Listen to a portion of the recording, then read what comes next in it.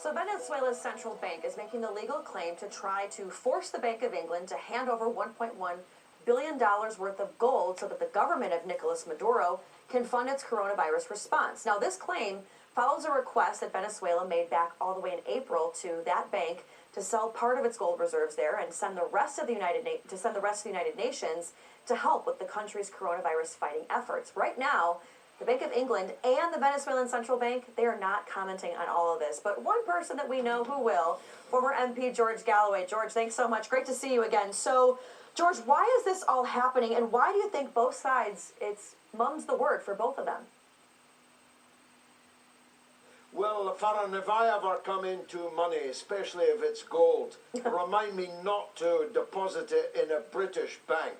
It is completely devastating to the security of other people's finances and to the reputation of the Bank of England that a sovereign government with a seat at the United Nations, recognized by the great majority of countries in the world, cannot get its gold back when it asks for it.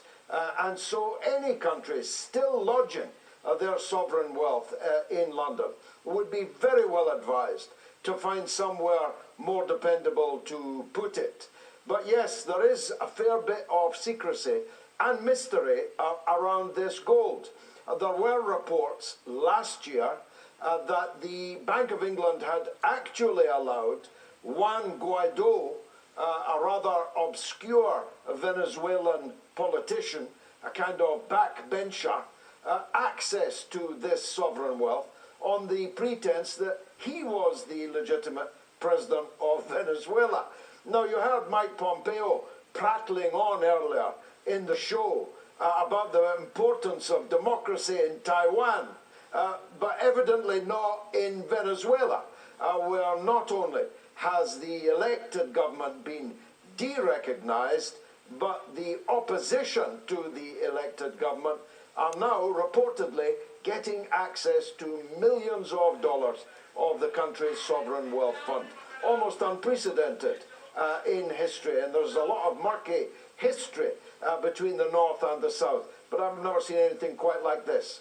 And you know, it's interesting, George, because you brought up Juan Guaido, and now we actually have Nicolas Maduro back in power, and actually the Bank of England, or actually, excuse me, Britain doesn't recognize him as the president of Venezuela. So if the Bank of England had the option to take this money from Venezuela, somewhat knowing this, why did they take the money in the first place? And why do you think Venezuela went with the Bank of England? Is there something with the Bank of England that's more, attractive versus anywhere else?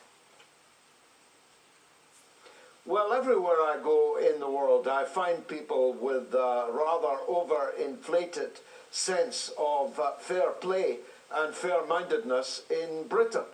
It's as if they didn't know the history of the British Empire. It's remarkable that Venezuela put its gold in the Bank of England. I can't think of many worse places to put it.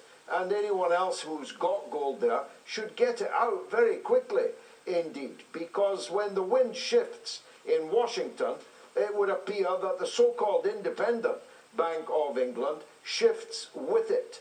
Now, the only way you can resolve this, Farron, is the United Nations, as the repository of international law, recognizes the Maduro government as the official government of Venezuela, and therefore the custodian of the sovereign wealth of the country.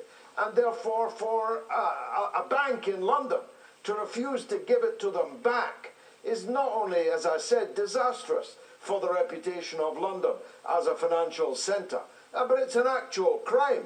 It is actually theft of another country's sovereign resources. Now, George, selling off the country's gold reserves has become one of the Maduro administration's only few options that they actually have to raise funds due to U.S. sanctions. Now, the collapse in, you got the oil prices and the coronavirus quarantine that has further hurt Venezuela's already tanking economy. Do you think, in light of this pandemic, the Bank of England could and should make an exception to Venezuela? Will they, do you think? Well, definitely, yes. I mean, this money is being requested for coronavirus fighting measures. for saving the population, not Maduro, but saving the population of Venezuela from the depredations of a disease which is now laying waste to Brazil, its neighboring country. And for the United States and Britain to be intensifying sanctions on a country that is struggling to cope with the existing sanctions and the coronavirus at the same time. It's really a very big crime, and one that we should be, and I am, absolutely ashamed of. Well, they're mum the words, but like I said, you are not mum the word. Thank you so much for your comments today, George. We appreciate you. No. Stay safe out of there.